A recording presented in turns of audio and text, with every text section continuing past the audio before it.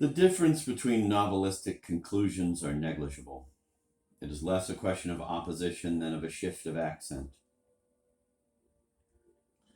The lack of balance between the various aspects of the metaphysical cure reveal that the novelist has not rid himself entirely of his own romanticism. He remains the prisoner of formulas whose function of pure justification he does not perceive. Dostoevsky's conclusions are not completely purified of the tendency to wallow in misery. In Stendhal's conclusions can be found traces of the middle-class romanticism which was rampant in the Decluse salon.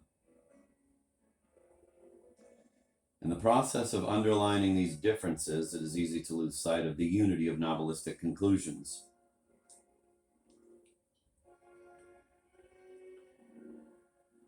The critics ask no better, for unity in their language means banality, and banality is the worst charge of all. If the critics do not reject the conclusion outright, they try to prove that it is original, that it contradicts the conclusions of other novels. They always trace the author back to his romantic origins. They think they are doing his work a good service, and this is doubtless true, according to the romantic taste of the educated public.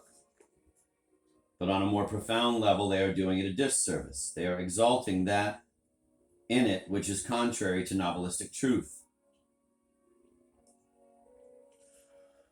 Romantic criticism rejects what is essential.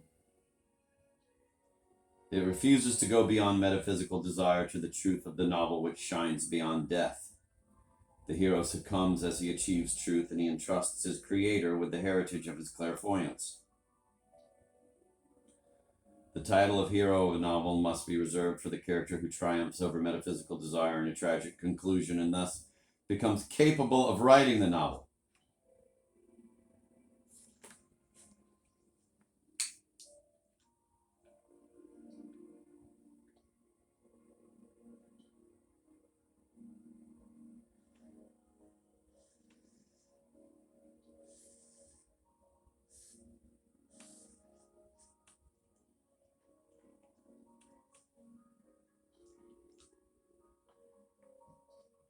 The hero and his creator are separated throughout the novel, but come together in the conclusion. Approaching death, the hero looks back on his lost existence. He sees it with the breadth and depth of vision, which suffering, sickness, and exile gave to Madame de Clèves, and which is that of the novelist himself. This breadth and depth of vision is not so different from the telescope mentioned by Marcel Proust in The Past Recaptured, and from the supereminent position which Stendhal's hero attains in his prison. All these images of distance and elevation are the expression of a new and more detached vision, which is the creator's own vision. This ascending movement must not be confused with pride. The aesthetic triumph of the author is one with the joy of the hero who has renounced desire.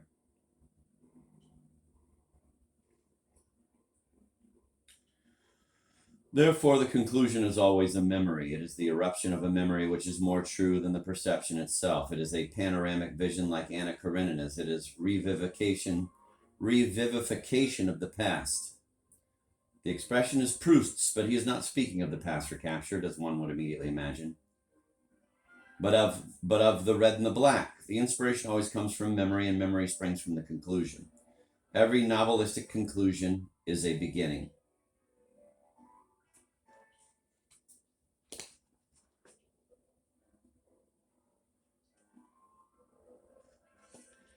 Every novelistic conclusion is a past recaptured.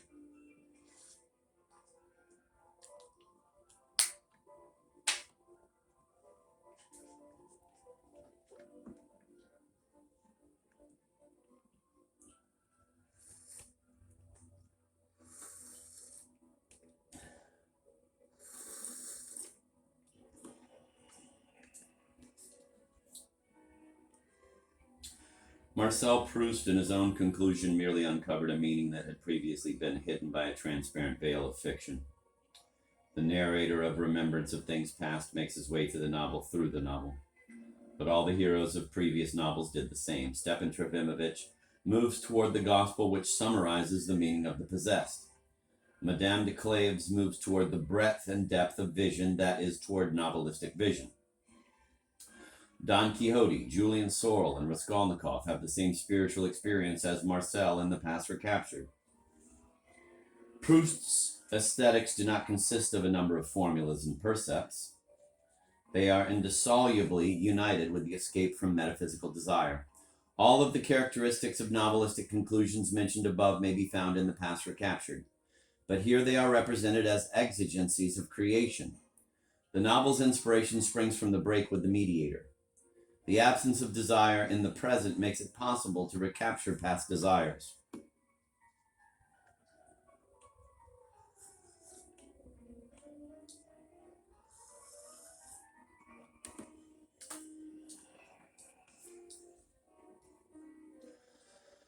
In The Past Recaptured, Proust emphasizes that self-centeredness is a barrier to novelistic creation. Proustian self-centeredness gives rise to imitation and makes us live outside ourselves.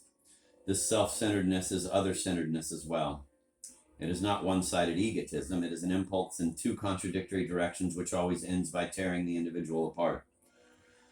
To triumph over self-centeredness is to get away from oneself and make contact with others, but in another sense it also implies a greater intimacy with oneself and a withdrawal from others.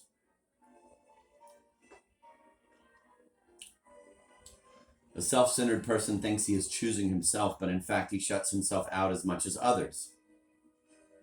Victory over self-centeredness allows us to probe deeply into the self and at the same time yields a better knowledge of others. At a certain depth, there is no difference between our own secret and the secret of others.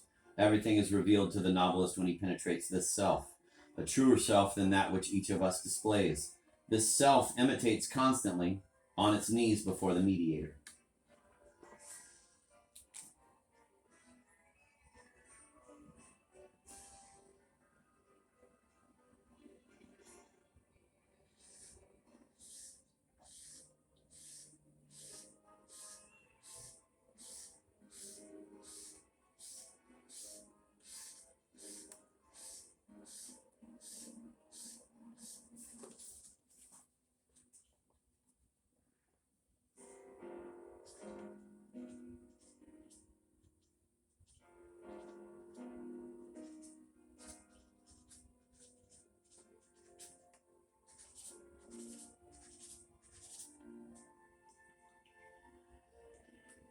This profound self is also a universal self.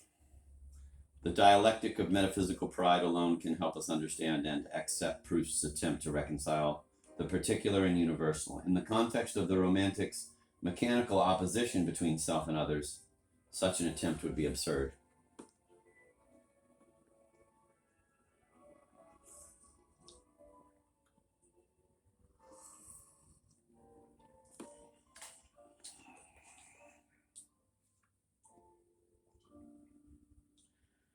This logical absurdity no doubt struck Proust, and he occasionally gives up his attempt at reconciliation and slips back into the cliches of 20th century Romanticism. In a few isolated passages of The Past Recaptured, he declares that the work of art must permit us to grasp our differences and makes us delight in our originality.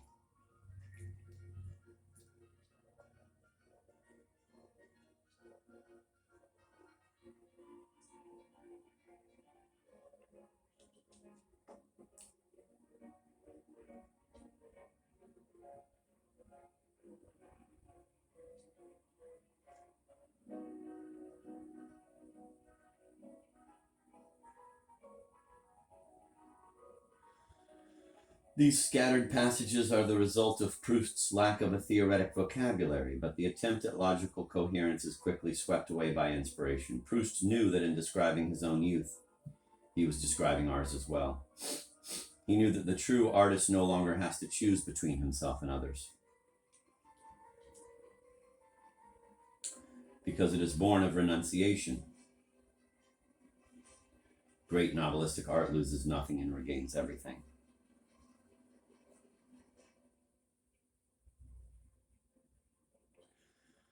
But this renunciation is very painful. The novelist can write his novel only if he recognizes that his mediator is a person like himself. Marcel, for example, has to give up considering his beloved a monstrous divinity and seeing himself in the role of an eternal victim.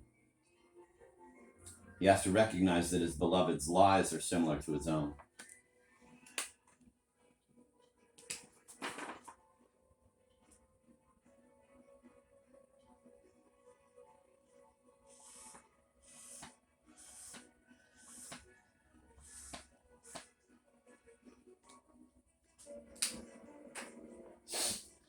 This victory over a self-centeredness which is other-centered, this renunciation of fascination and hatred is the crowning moment of novelistic creation. Therefore, it can be found in all the great novelists. Every novelist sees his similarity to the fascinating other through the voice of his hero. Madame de Lafayette recognizes her similarity to the women for whom love has been their undoing. Stendhal, the enemy of hypocrites, recognizes at the end of The Red and the Black that he is also a hypocrite. Dostoevsky, in the conclusion of Crime and Punishment, gives up seeing himself alternately as a superhuman and as a subhuman. The novelist recognizes that he is guilty of the sin of which he is accusing his mediator. The curse which Oedipus hurls at others falls in his own head.